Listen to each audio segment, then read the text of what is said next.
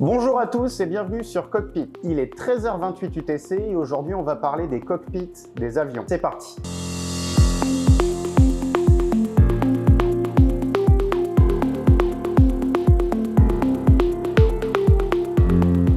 On a tous déjà vu de près de loin en photo un cockpit d'avion et on a été subjugué par le nombre de boutons, de jauges, d'horloges que l'on a pu découvrir. Si évidemment tous les aéronefs ont des cockpits différents en fonction du constructeur, en fonction de leurs options, s'ils sont équipés VFR, s'ils sont équipés IFR, si tu sais pas ce que c'est IFR et VFR, je te mettrai le lien vers ma vidéo. Bref, tous les cockpits sont différents mais ils ont tous une logique organisationnelle à laquelle il est facile de s'adapter. C'est un peu à l'image d'une automobile. Je vais t'illustrer ça avec un cockpit d'un Cessna C172 qui est l'un des avions privés les plus pilotés au monde.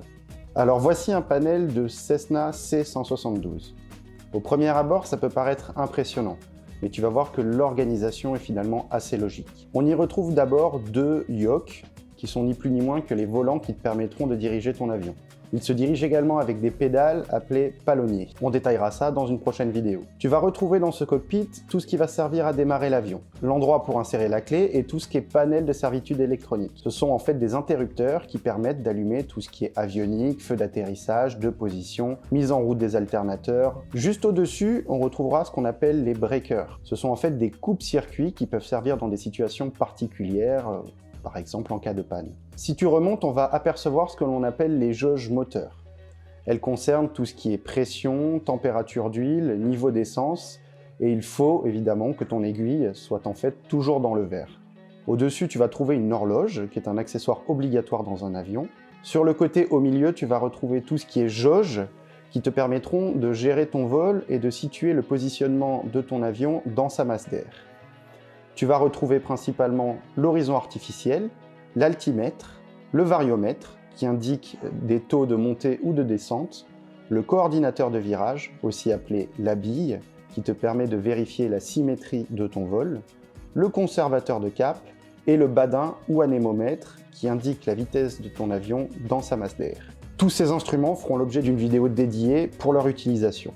Si on continue vers la droite, on retrouve aussi trois autres jauges qui, elles, sont des jauges de radionavigation, par exemple les VOR. Celles-ci serviront à suivre une route et à t'orienter lors de tes navigations. On en parlera également lors d'une vidéo dédiée à la radionavigation. Au milieu, légèrement sur la droite, tu trouveras tout ce qui est panel radio, donc radiocommunication, radionavigation et éventuellement GPS et autopilote. Si on descend maintenant, on va retrouver tout ce qui est manette des gaz, et si les avions en sont équipés, manette de richesse carburant et la manette du calage du pas de l'hélice. On retrouve ici aussi tout ce qui est le bouton pour l'utilisation des volets, ainsi que le trim et le sélecteur de carburant.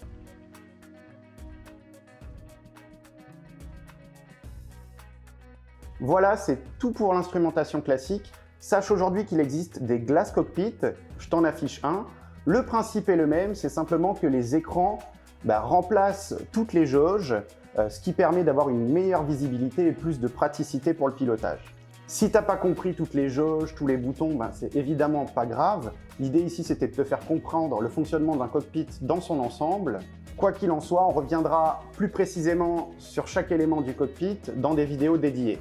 Je te prépare également en bonus une vidéo où je vais comparer le cockpit du C172 qu'on vient de voir ensemble à un cockpit d'un Boeing 737. Tu verras que même si le Boeing 737 est évidemment plus complexe, on y retrouve globalement une logique qui est plus ou moins similaire. Voilà, c'est tout pour aujourd'hui. Merci d'avoir regardé, je te dis à bientôt et puis d'ici là, porte-toi bien.